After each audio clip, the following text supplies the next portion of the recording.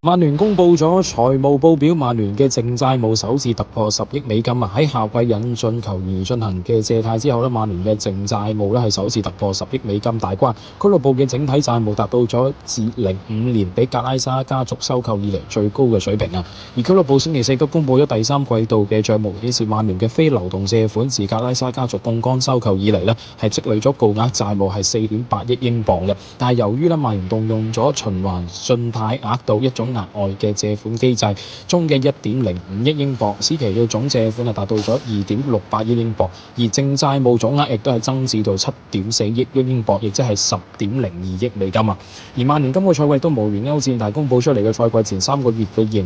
潤咧係1300萬英鎊，而上個賽季同期虧損咗690萬英鎊。由於係藍足未能夠參加歐戰，而曼聯嘅當季總收亦都下降咗2%，亦都嚟到咗1.403億英鎊。儘管曼聯嘅債務首次突破$10億大關，但係曼聯嘅首席 CEO 呢邊比拉蒂都表示最新嘅財務業績表明佢哋嘅俱樂部喺轉型方面係取得咗強勁嘅進展。